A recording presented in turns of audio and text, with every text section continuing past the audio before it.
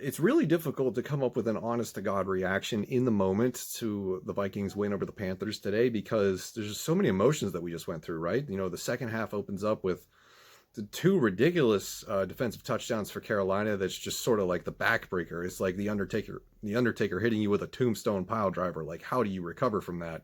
And then we get the Don Beebe muffed punt. We have the Dalvin Cook injury. He misses a little bit of playing time today. We get the what else happened that was ridiculous? Everything. Chad Beebe redeems himself with the touchdown for the go-ahead score. It looked like for a second there the extra point was blocked, but it was offsides. The officiating in this game was kind of questionable. And then, it looked like that the Panthers were going to beat us on a last-minute field goal. But once again, Teddy Bridgewater, poor guy, cannot buy a game-winning field goal to save his life. It happens. It happens to him too much in Minnesota. So I'm sure he's glad he doesn't have to put up with that in this stadium anymore. But I digress. So first, my reaction to the game itself, and then we'll talk about the future as we move to 5 and 6. Also bought a new hat today. This is actually pretty cool. It was something that I was looking for. Fortunately, I live in Ohio. There's not a lot of Vikings merchandise in here, so I've got to pick what I can, and stumbled across this, and I figured, what the hell? So the new hat brings good luck, and we won a football game in dramatic fashion. So speaking of that dramatic fashion, we have to address the elephant in the room, and that is Kirk Cousins. And I'm going to be the first one to say, congratulations, Kirk Cousins, on playing up to your contract and delivering a very good comeback in the fourth quarter, and engineering a game-winning drive without the availability of Adam Thielen and Irv Smith Jr. and maybe a Dalvin Cook that was a little hobbled today. So, congratulations, Kirk Cousins. That's what we want. That's what we want to see from him. We want him to play up to that contract. That's $84 million guaranteed, however much money he makes per year. That's what we're looking for. We need to see more of it, and we need to see it more consistently. Does one game where he makes a good fourth quarter comeback and has a game-winning drive in under 2 minutes, does that erase everything that's happened up until now? No, absolutely not. We are not crowning this guy just because he finally lived up to the expectations that we all thought he would. There's you look at the first half of the season before the bye week and after the bye week, his numbers are total opposite ends of the spectrum. And they finally figured it out. The offense did, when they realized, hey, Kirk Cousins is not somebody that we can rely on. We have to ride Dalvin Cook. That's why he's getting 32 carries a game. That is why there is concerns about his work usage, because they know this is a running football team, and they don't want Kirk Cousins in the driver's seat because they're too worried about what happened in the first half of the season. So I am not ready to crown Kirk Cousins yet. I am absolutely going to give him credit for this win because he deserves it. He played a great game in the fourth quarter. BC Johnson stepped up in a big way today. I want to give him credit too. Like, I have been, a not huge fan of BC Johnson this year, and he comes through in the clutch. I think he had 7 catches today on 8 targets. I didn't look at the final stat box, but he still had a great game. So kudos to BC Johnson for stepping up today in Adam Thielen's absence. Beebe, redeeming himself after the muffed punt. He played good all day today too. If you take the muffed punt out of the game, then that's something that he can add to his resume to pitch for more playing time. So the receiving group stepped up huge today. Justin Jefferson, Rookie of the Year, Pro Bowl, give it to him. This dude is legit. Wide receiver number 1 for the next however many years. Whatever we have to do to keep him happy, to keep him in Minnesota for his entire career, I want to do it. I am ordering a Justin Jefferson jersey in January. Believe me, it's going to happen. He's the next one that I'm going to get that's not going to hang up here, but I'm going to wear regularly. All around good day for the offense, except for the opening of the second half, where we decide to let Jeremy Chin into the record books with 2 scoop and scores. I mean, that just can't happen. We have to stop with this these just like undisciplined plays. How many penalties did we have today? I know the officiating wasn't great, but come on, there's a lot to clean up here. There's a lot to clean up. The context of this game is that, yes, we got the win. Yes, Kirk Cousins played great. Yes, he engineered a game-winning drive, but it's the Panthers. Remember, we went into this 3-game home stretch thinking, wow, Cowboys, Panthers, Jaguars, these games are all winnable. And we're 1-1 so far with the Jaguars on deck, and the Panthers game was this close, right? I'm sitting on the couch watching the game, holding my head like this as we drive down the field. And then, finally you can exhale.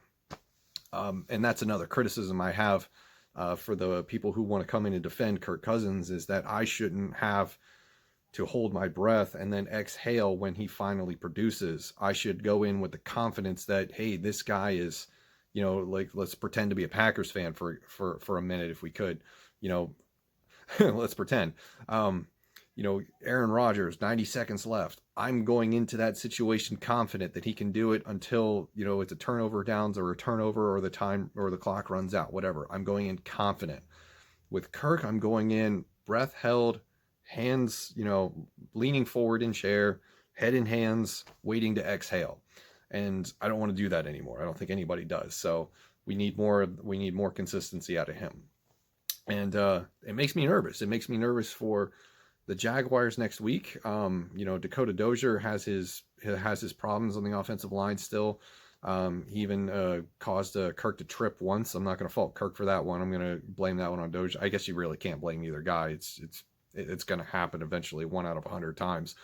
But yeah, and the defense, we still have problems in the running game, and the special teams has got to figure it out. The special teams almost cost us the game, and I've been saying it for weeks that they should have cost us numerous wins. We should have a much worse record because of that special teams unit, and thank God we don't. Thank God we're 5-6, which is just a crazy thing to say. But the special teams has to figure it out. I'm not a fan of firing, coordinators and special teams coaches in the middle of the season, but yikes, we need to change. And speaking of change, the way that this game was managed, I have some problems. Credit for, the 2 challenges that Mike Zimmer got. The third one was close, but I understand why he took it.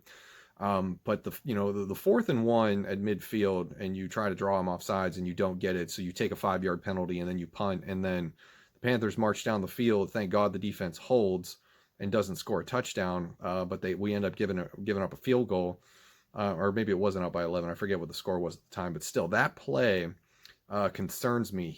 I think Mike Zimmer has more confidence in his defense than he should. And I'm not sure why that is.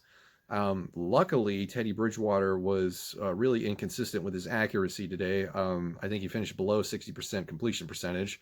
He missed a wide open DJ Moore in the end zone on the play that he came up a little limping. So there's concern. There's concern still. This game has me concerned because there's a lot to clean up. It's still a bad team. We're still 5-6. We're a sub 500 team who is on the outside looking into the playoffs that needs help from other teams in order to make a playoff appearance. And even if we do, I mean, look at how we've played so inconsistently over the year. I'm worried that if we get in the playoffs, we're going to be a one and done, and it's going to be meaningless, and that's my big concern. And then we've got Jacksonville on tap next week. Mike Glennon didn't look bad today against the Cleveland Browns. I think they played the Browns today. But in any case, the Jaguars just fired their GM. Maybe Doug Marrone is next. That could provide a spark, and we know what happened last time that we faced a team that just fired their head coach. We got whooped by the Atlanta Falcons. So if we lose next week, there's going to be, I think that's going to be the most egregious loss of the season, even more egregious than the Atlanta Falcons. It depends on the manner in which we lose, but even still, you should not be losing to a 1-10 football team. Let's be realistic. But I do think that if we lose to the Jaguars, I think people are going to come to our side of the spectrum, or at least my side of the spectrum. I think if you're still watching these videos, then you're at least somewhat in tune and connected to what I'm saying. And then I think we need structural change in this organization from top to bottom. Maybe not a new GM. I don't know how I feel about Rick Spielman yet, even though, guys like KJ Osborne look like a bust so far. And, it's too really early to tell on Spielman, but we'll see. But I think Mike Zimmer is a problem. I think Kirk Cousins is a problem, and I think the lack of addressing the offensive line is a problem, and a lack of having an actual plan to go on defense this year, other than just relying on the I've never had a bad defense routine. There's still changes that need to be made. Let's not let one win against a 4-7, now 4-8 Carolina Panthers team with a very young defense and a brand new head coach change the trajectory of how we feel about this team. Kirk Cousins is still somebody that we need to get off the books. If you're in that camp, we could also look at it this way as a glass half full scenario where he played really well, and we can pitch this game to another team like the 49ers, be like, hey, look how good Kirk Cousins is. Look, he just won us a game. You want to make a trade? What do you think? You want some Kirk Cousins in your life? Forget that Jimmy Garoppolo guy. So you hope for good a good Cousins game if you want to take that scenario into consideration. So even though I think that would be difficult given his contract, so let's always try to be realistic. I enjoy the win. I want to win football games. I don't care how we do it. A win is a win.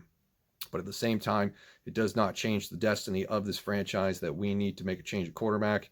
Kirk Cousins is not the guy. He's still highly inconsistent. His contract is still overloaded for the production that he gives, which is a roller coaster week in and week out. We don't know which version of Kirk Cousins we're going to get, but thank God that today we got the good one. We got the victory. I did not want to lose to Teddy Bridgewater because that would have opened up a whole new can of worms, and I think we can now solidify the fact that as much as I miss Teddy Bridgewater myself and how much I love him, and I hope he does well, we can put that narrative to bed that we would be a different team if he was still here, because let's face it, he had a better group of wide receivers today that did not translate to a W.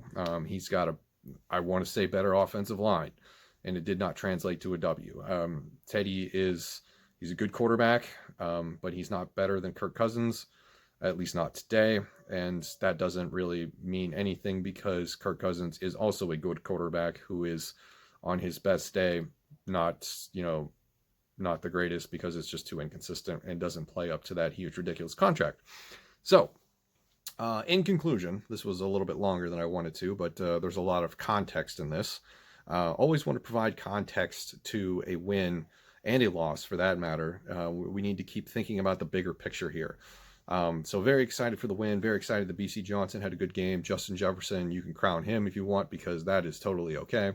Kyle Rudolph had a nice game. I think maybe Brett Jones deserves a little bit more playing time, maybe a roster spot. I don't know. But yeah, we just got a lot of stuff to clean up. It's still a not great football team. If you're 5-6 at this point in the season, it's because you've had some terrible losses, and we have. That's just the realistic, honest approach about it. There's no need to sugarcoat it. So I look forward to next week against the Jaguars. It's going to say a lot about where our football team is, depending on how we handle a 1-10 team in our home stadium. So we'll talk more about this tomorrow. Thank you very much for watching. See you in the next one.